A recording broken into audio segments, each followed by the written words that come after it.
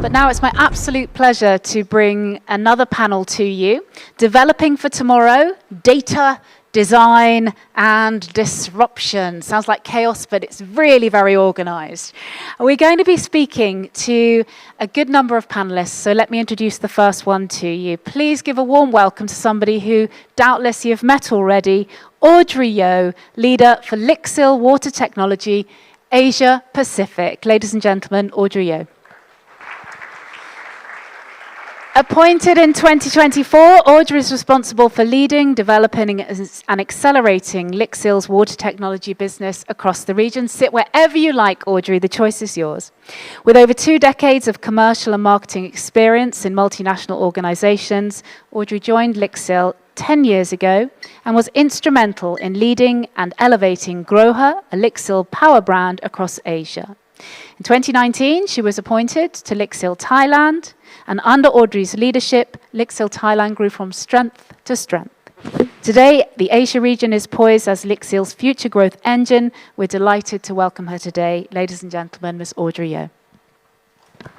Next, please welcome Jason Thelen, Senior Director, Sales and Marketing at Sudara Phuket Residences.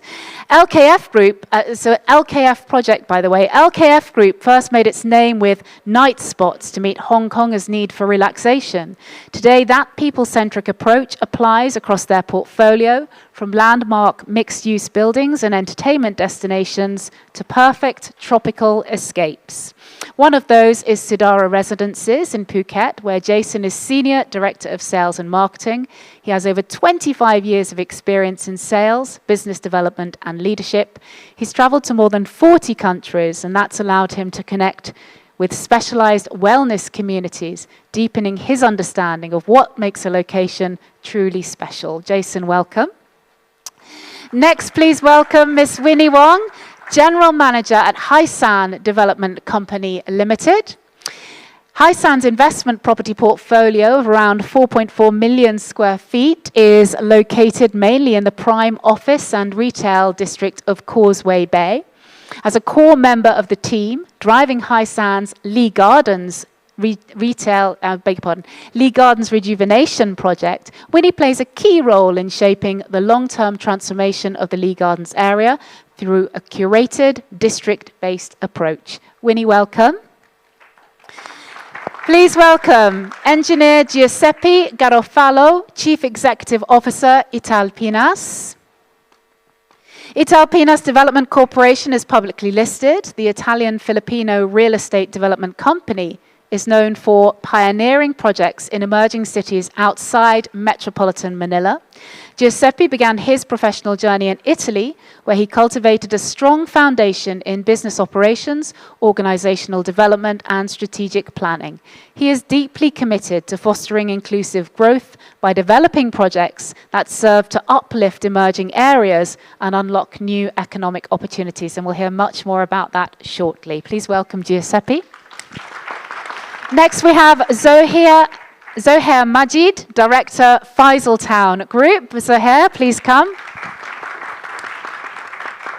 After starting out in real estate in 1989, Chairman Chowdhury Abdul Majeed founded FaisalTown Group 13 years ago. Today, its thriving communities redefine modern real estate in Pakistan through transparency, quality, value, and timely delivery.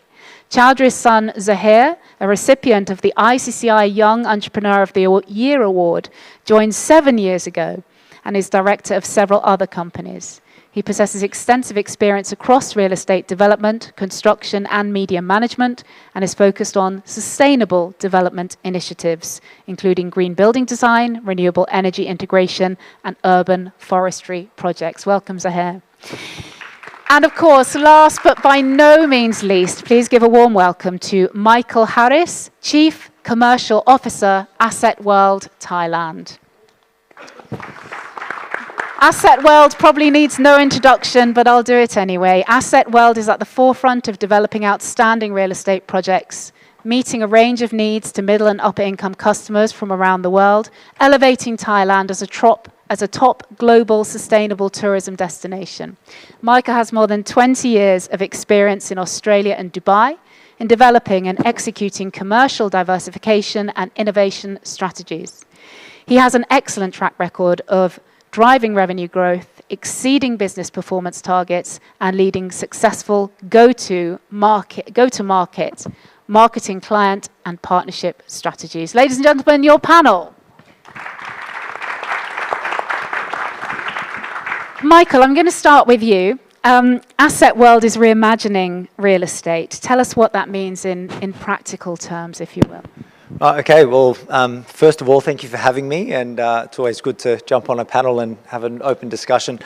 Reimagining real estate for us is quite a unique position. We have a diversified portfolio of office, retail, and hotels, 25 hotels with over 7,000 keys, with 600,000 square metres of retail and office space, net area. And so what we're doing is we're redefining the way we think of traditional office space. So office is no longer what we define as office. We define it as lifestyle, and we talk about destinational-based, experience-led properties. So within our office space, we have, particularly our main office at the Empire, we have AR Rooftop, which is anchored by Nobu, the world's largest Nobu hotel. We have sleeping facilities for anyone within the building called the Residence. We have karaoke rooms and many different facilities. We don't look at retail. We don't look at office in the space of traditional leasing. So when you're leasing a space or partnering with our reimagined real estate or reimagined real estate, we look at how to integrate partnerships, and so we explore the opportunities with our partners to unpack what's important to them. And as we work with multinationals, some of those partners will look at the importance of travel or hospitality as part of their equation.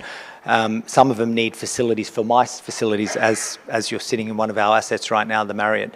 Others want room service in their office space, and so within our premise, you have the ability to order room service into your office space, or you have the ability to go for an hour nap serviced by one of our hospitality arms, all in the building and all in the same facility.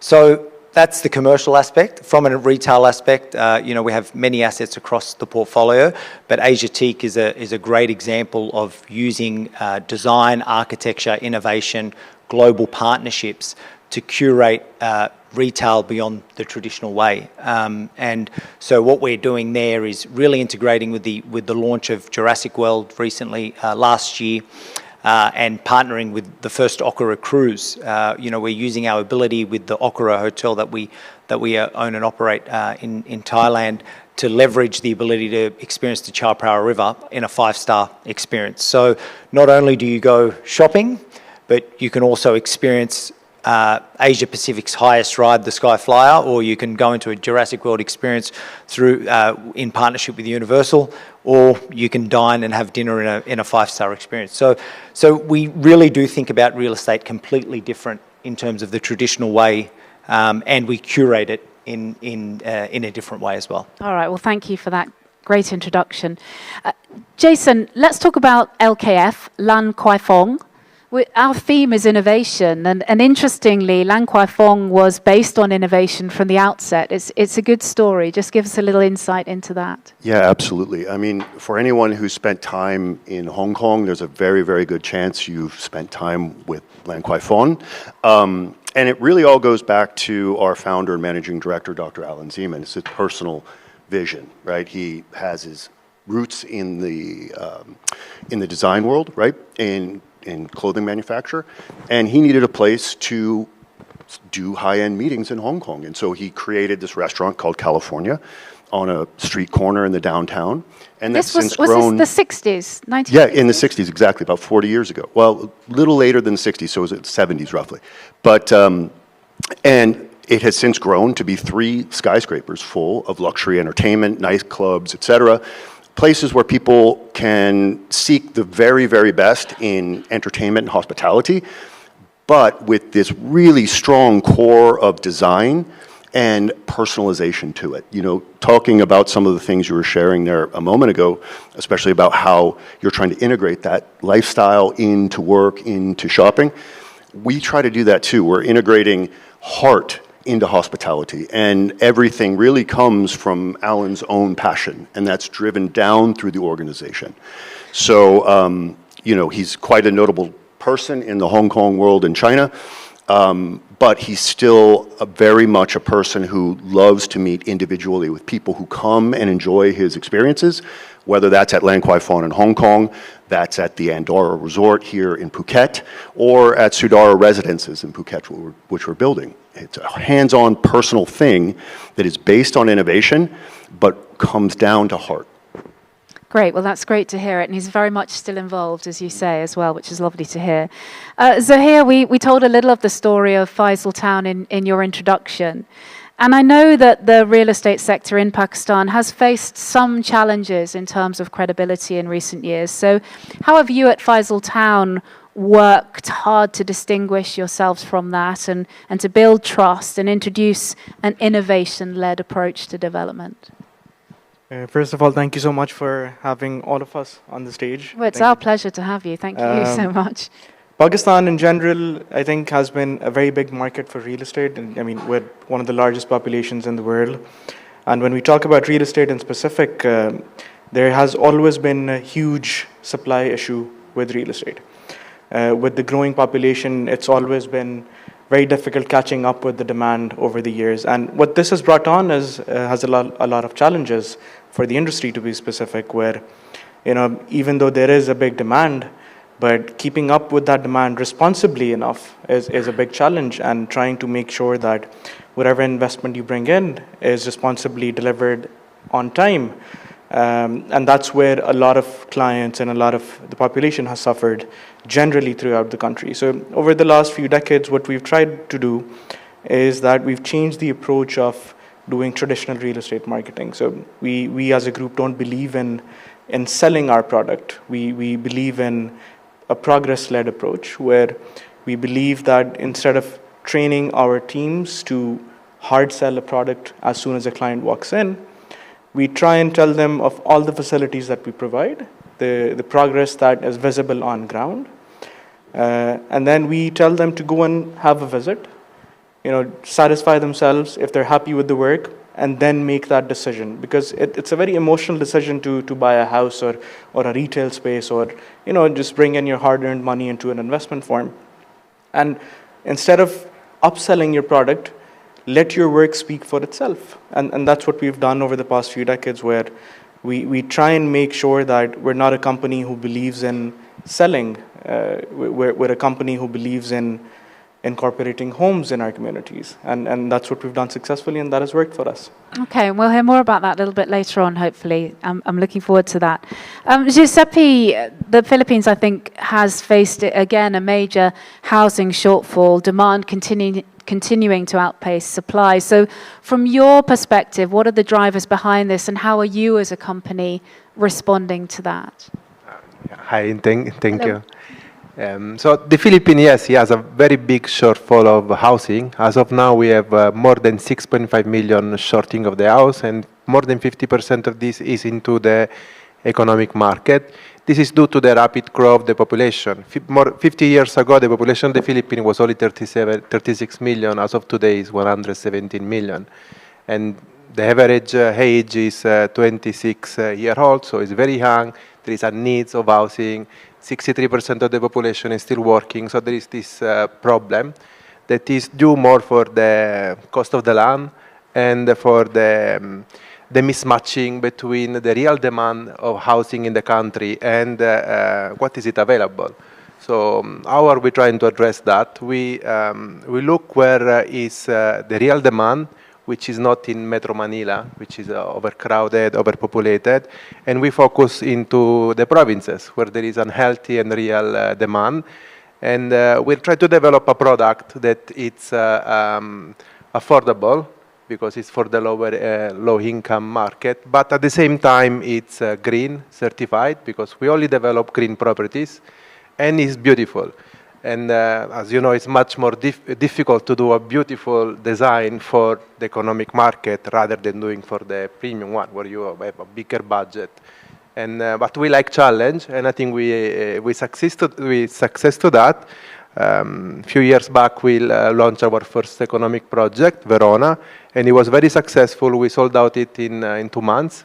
And now we are working on how to scale it up and to deliver it in more cities in different places. So we're doing a lot of value engineering, looking to different construction technology, and find something that can be replicated in different locations. Because Philippines is 7,000 island, so the logistics is a big problem. How can you deliver the same product with the same quality in multiple locations? So we are addressing that this issue. Okay, thank you so much. Winnie, at Lee Gardens, at the rejuvenation project there, you have different challenges. Everyone has challenges, and yours are different. You have a very old, century-old heritage project that you are rejuvenating, improving infrastructure solutions, and visitor flow as well. Tell us about some of the innovations that you've implemented to do those things, and could they be replicated elsewhere?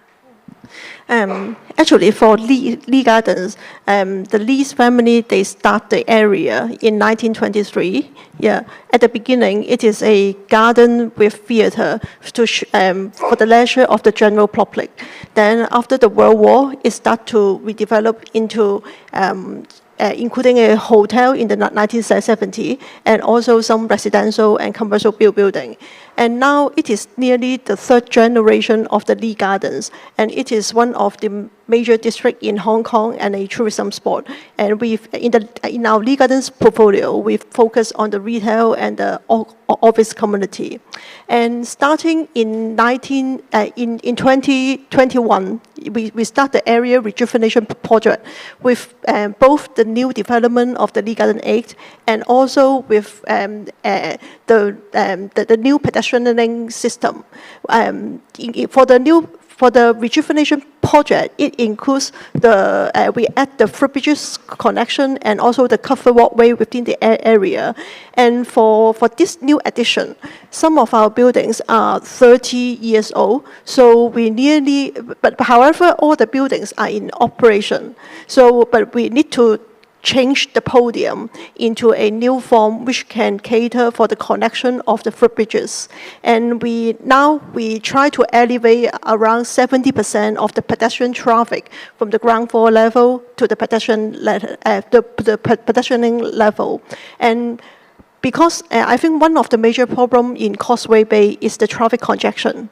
So we need to make sure that our visitors can have a very good weather-protected condition in order to travel around our area. So I think why this cannot be replicated in elsewhere, because as I said, for the Lee family, they own the area for 100 years. So they are quite visionary, and they accept to invest in this huge project.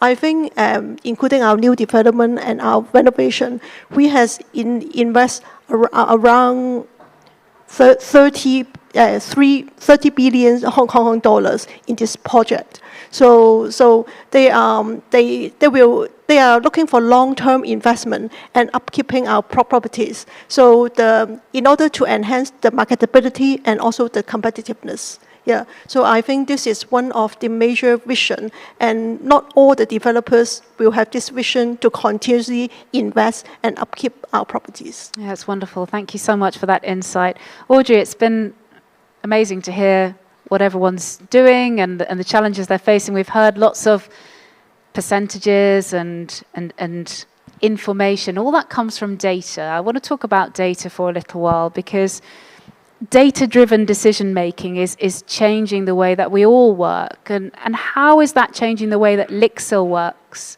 with designers and developers to plan and deliver viable projects? Thank you very much. Hello again. Well, we believe data is a powerful enabler, but it's not the end goal. Across APAC, we observe projects are becoming more complex, city becoming denser, and homeowner expects much more. Better quality of living, more personalization, as well as increasingly wellness-focused living. Now, data help us to understand these shifts, right? It helps us to understand how people live, what do they value, and where needs are evolving. So we use this data to help us design solutions that are relevant and practical to address urbanization as well as premium development. But internally, we also believe the biggest impact is collaboration. This is where we work very closely with our partners, designers, architects, and developers to truly understand where the pain points are. Now, by combining these data and on-the-ground experience, it allows us to co-create solutions that are practical, relevant, and truly enhance the project values. So, for example, some of you may have witnessed the Acacia Super Sleek launch at the foyer. Now, this collection actually spanned over 2.5 decades. It has been one of our most successful platforms in Asia Pacific. And because it has been so successful, our design team have constantly refreshed the design.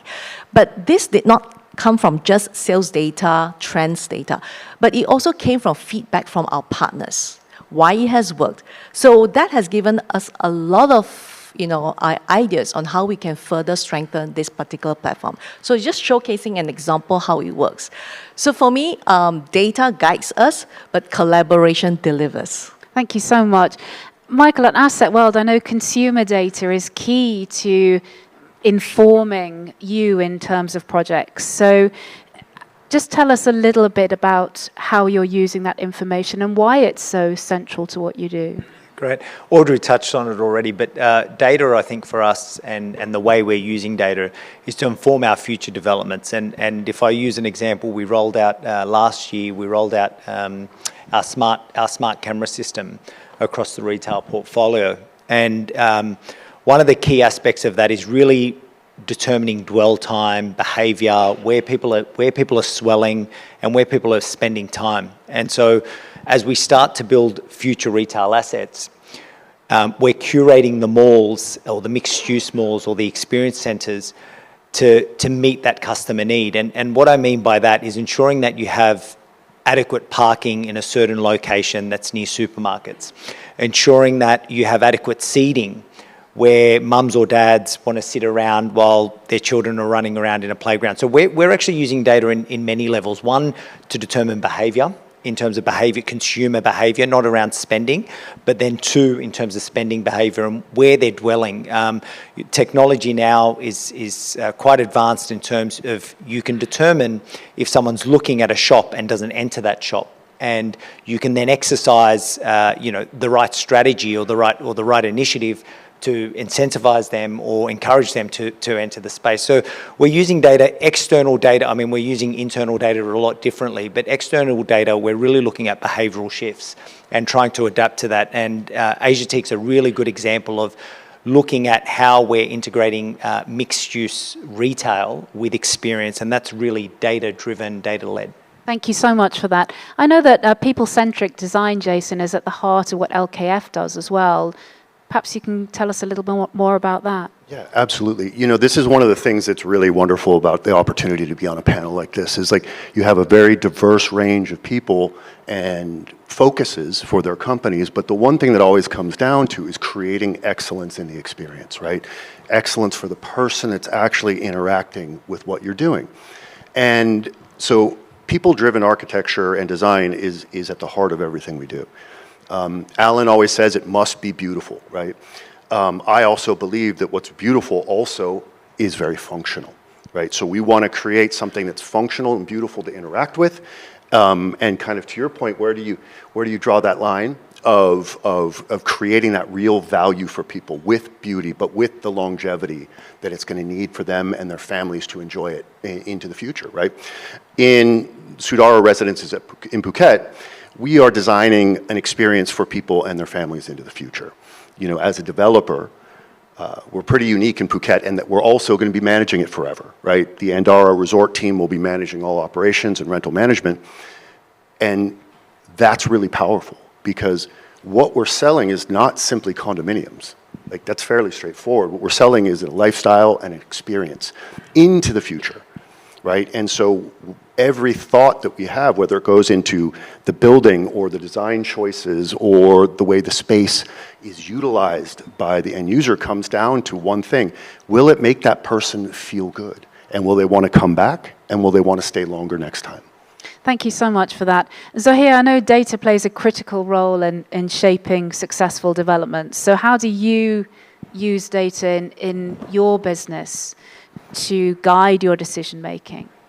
I think data has always played a very important role, especially considering this day and age. I think that traditional sense of real estate where you go on a whim or you develop with your gut feeling has long gone. I think with today's day, with the technology available, with the data available, with the metrics available, it's imperative and very important that you base your financial decisions upon those data. For example, in a country like Pakistan where rapid urbanization is underway and people are migrating from different parts of the country to center hotspots, it's very important for us to understand where these people actually want to move from and where do they want to move to. And even after they've made that decision, it's not just, developing a community wherever you want. You base your decisions on data on where the future connectivity, the future infrastructure, with this tech age, where the tech infrastructure is coming up, where the fiber optic cables are being laid massively. You try and base those decisions on with the energy costs and the cost of living rising. You base those decisions on where the public infrastructure network and the public transportation network is available. Also coming down to the fact with the price sensitivity of the consumers, you try and make sure that you're pricing your unit in the right bracket, so you know where your customer actually sits, and this comes in handy when you're developing large communities. With the smallest projects that we're doing, or the current one we're doing houses 35,000 units to now. So a small project maybe you can get off without playing data into the mix, but with such a large mix of units, the margin for error is huge, and you have to take those decisions based on responsible financial decisions, so you actually end up delivering products that people will use and house in the future. Thank you for that. Giuseppe, I know that location strategy is very important to you, especially because you're delivering projects outside of as we said in the introduction, outside of the sort of general Manila urbanization area. So how are you using data to, I presume this in a similar way that Zohair is, to try and select the best areas, the best piece of land to do this? Yes, we use as my fellow panelists said, of course, we base decision on data, and so we look to the economics, to the demographics, to the area, but not only on that, because these data are the same data also the other developers are looking at. So, and there is a big risk that we are going to oversupply that area. And that actually happened in Manila. We have more than 100,000 units between RFO and in the pipeline that are unsold. And there is a forecast that to sort that in the market, it will take more than 8 years. So what we do, we try to anticipate where the growth is going to be. So since we are a relatively small company, we try to take advantage of that. So there is a big risk, but it's also a big reward in doing that. So all of our projects usually are the first mover in that location. So really the first condominium project in that city, the first hotel, a branded hotel in that area. So we are very proud of doing that. So it's a mix of looking at the data, but also where the trend will be, not as it is only today, because we might be making a mistakes if we base it only on that. Thank you so much for that. Winnie, taking the innovation theme a step further, from robotic technologies to AI-powered indoor air quality and smart tenant apps, Lee Gardens is embedding intelligence into the user experience. Can you tell us which of these innovations you think will have the greatest long-term impact? Actually, sometimes the most impactful thing may not be seen like the architectural design or the interior design. And actually, for the AI base, including the energy and including the energy optimization and also how to control the indoor air quality, we have tried to integrate the AI technology into our building system. So, for example, for the energy optimization for our chiller plant, we have, by using the AI-based and analytic, we have saved around 2 million kilowatt electricity in 2025. And regarding the indoor air quality, we have collaboration with the City University of Hong Kong, and they have developed an AI-based indoor quality control system, and they will connect the data within the whole Lee Gardens area, and they figure out that for the indoor air quality and the health of the occupiers, it is related to the bacteria, the fungi, which also affect the health of our occupiers. And from the data they collect, they will integrate into the HVAC system of our new development, the Lee Garden project, in order to ensure a long-term health indoor quality to be provided to our occupiers. And I think in order to attract more tenants, I think this is also a very important long-term development in our property. Thank you so much. I want to talk briefly about ESG. Audrey, how's LIXIL responding to the ESG challenges facing the property industry? Okay, ESG is not new. I think we can all agree with that. But the urgency now has taken on to a significant level. I mean, everyone understand the importance of embracing ESG, right? Now, across APAC, we are observing a huge climate change, from heat waves to floods, stricter sustainable regulatory, and also consumer demands for more responsible green premium developments. And when we look at this whole development, it has now shifted from just talking about awareness to really demanding for real actions. All right. Now, at LIXIL, we focus on where we can actually bring in the biggest impact, which is water and energy efficiency. So through our innovation, we are able to, to have solutions that addresses water consumption, water saving by up to 50%, without compromising on performance and user experience. Now, this is very important, especially when we are talking about hospitality and commercial buildings, right? Where low-cost operating matters, where sustainability standards matters. Now, at the same time, we also want to work very closely with our partners right at the early stage of the design phase, right? Where we can talk about how we can embed sustainability to the entire project right at the beginning, rather than as an afterthought. So this is something that, we do actively. We connect with our partners at the very early stage so we can become a consultant, how we can help the property to achieve a certain green standard. And this is where we believe that it's important that we continue to have these conversations between brands and between partners, developers, architects, and designers. We also see that, that it's important to also understand how these shifts will also add value to their projects. Because we are not talking about ESG now as a compliance, but it is a key driver for project value, resilience for the future. Okay, I'm going to have to ask you to be brief because we are quite short of time, but I desperately want to ask you one more question each. So we're going to go for it at top speed, okay? Here we go.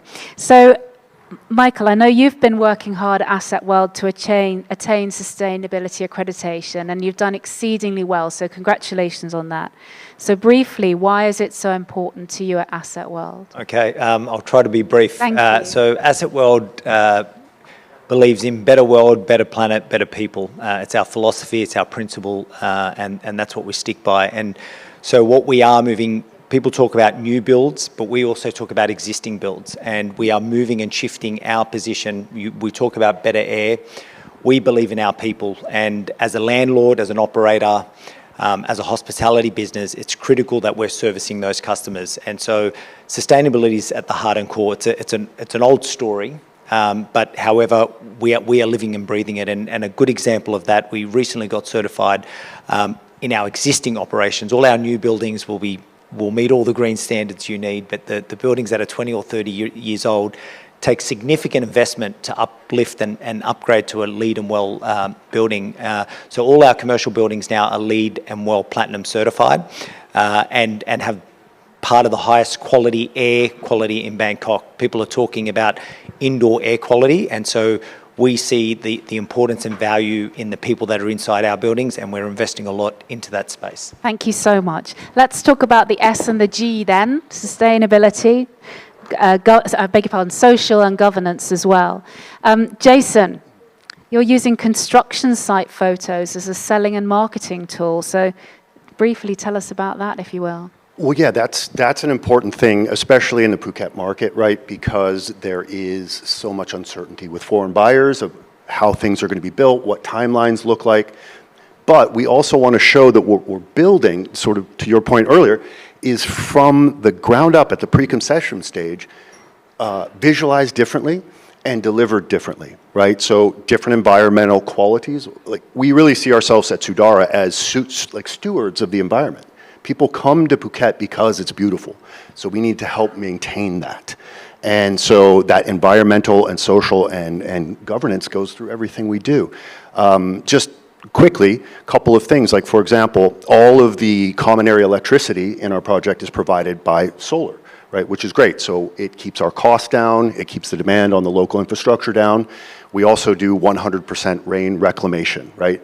So Phuket gets very wet half the year, it's very dry half the year. So rather than putting that water to waste, we store it and we use it throughout the year. Again, this keeps lower costs for us, lower costs for our owners and investors, but more importantly, it makes it better for the environment, which keeps Phuket looking beautiful longer. Okay, thank you. So here, one of your most striking innovations has been the launch of live construction monitoring. So allowing buyers to follow progress. I've looked at it. I've looked at the webcams. People were working away. I was very pleased to see that. What's the response been to that? I think it's good, extremely good, I would say. Brings about a big bit of pressure as well. I think it was a very difficult decision to make because it makes you be more responsible as well. I mean, sharing quarterly updates or sending out messages is one thing, but having a live feed on your project where you can monitor literally every cough, every contractor is making is a big task, and making sure that everything is being run responsibly is a big challenge as well. So this, of course, like I said, buying a house has always been a sentimental decision where, you're pouring your life's earning into one project or trying to build a home for your family. And when that responsibility comes on your shoulders, you have to make sure that with this real ownership structure you can provide to the clients, they know what's being built, how it's being built, what sustainability measures are you taking, what safety measures are being put in place, not just for the owners that are going to come and live, but also for the people working there, what sort of environment is being provided for them. Yeah. And that, of course, brings pressure. That's important to remember as well, isn't it? It's not just about the end users, it's about the team. Of course, and it's a big challenge for the developers as well. I mean, you've got to be on your toes 24/7, and there's no gaps. Well, they were definitely working when I looked at the feed. So yeah, I'm very glad to hear that. All good. Thank you so much. It's about community projects as well, isn't it, Giuseppe? And I know that you are involved in community projects. In fact, the company's known for its involvement. Why is that commitment so important to you, and how does it shape the way that you think about the developments that you're doing? Yeah, for us it's really important. It's really one of our core values. So we are into sustainability and innovation. And to be sustainable, all of our projects are green certified, but that's not enough. So we always try to help the community where we are building. So we are very close to them. we see what they need, and we try to help and sustain the community, because as you say, we are building homes, and it's not only in our development, but in our development is impacting the surrounding, the area, the city. So we are really we really pay a lot of attention to that, and we focus to work together with the local government and support them as much as we can. Thank you for that. And Winnie, I know that your project has been a testing ground for many new technologies, which is very exciting. One of those is the remote tower crane command system, which integrates AI and the Internet of Things. So just very briefly, if you will, tell us what that's designed to solve, what the problem is it's designed to solve, and how it's been going in the future of construction management. Actually, we support our main contractor to develop the first, we call it the distant tele-operated tower crane system. Yeah, for this is for the traditional tower crane system. Firstly, the first problem is the worker need to climb about 30 to 50 meter high, and for the whole day they need to stay in the cabin, and maybe there may be heat stress, and which cause occupational health and also some safety risks. For example, there are incidents that if there is any accident or the worker does not feel well, it takes maybe 30 to 60 minutes to allow the people to rescue them from the cabin. And besides, in Hong Kong, there is also workforce shortage problem.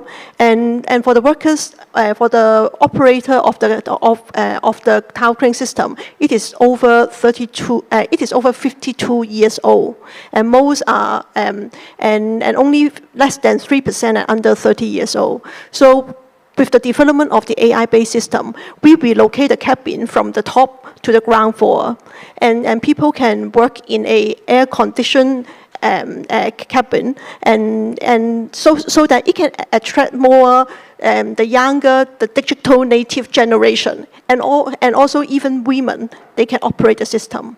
And for the third problem is it is the inefficiency, and also there is also some blind spot for the traditional tower crane. So with the AI-based system, we have the main contractor has incorporated 360-degree cameras, and so there is no blind spot. And for the efficiency, it has enhanced by around 20%. So this, and I think that following this innovation, the Hong Kong government has also adopted and pushed the contractor in the industry, try to incorporate this the distant tower crane. Yeah, so well, we hope can contribute to the development of the industry. Congratulations on that, and thank you for sharing that with us. Final question to you, Audrey. With the rising importance of sustainable construction, we've been hearing a lot about it. What innovative materials is LIXIL developing, and how are you reducing your environmental impact? All right. We know at this juncture, right, construction is at the pivotal turning point. Building constructions account for a significant portion of carbon emission. All right. So sustainability is not just a trend; it's becoming an important topic where pressures are coming from consumers, developers, as also from governments alike. Now, at LIXIL, we focus on really creating smarter materials. From resources where we give them a second chance, right? So for example, with LIXIL housing technology, we came up with Revia, which is a circular material that's developed from recycled wood and plastic. So typically, instead of sending them to landfill, we reproduce them, re-engineer and redevelop them into beautiful new surfaces and products. And this reduces the carbon emission by almost 80% compared to a typical disposal method. So examples like this is how we innovate internally with materials that are that delivers a sustainability approach. Now, at the same time, what I would like to add is, well, being responsible does not mean that you make compromise. So we believe in how we can combine sustainable material into luxury goods design as well. So at Milan Design Week recently, we actually integrated this sustainable material into our Zohair Spa installation, demonstrating that luxury design can go hand in hand with being sustainable, and it's absolutely possible. Well, thank you so much. I'm sure, ladies and gentlemen, you'll join with me to thank our panel. It's been really wonderful to hear about all the work that you're doing and to have you here today. Show your appreciation. Thank you so much. Michael Hariz, Zohair Majeed, Giuseppe Garofalo, Winnie Wong, Jason Thelen, and Audrey Yo. Thank you. Thank you.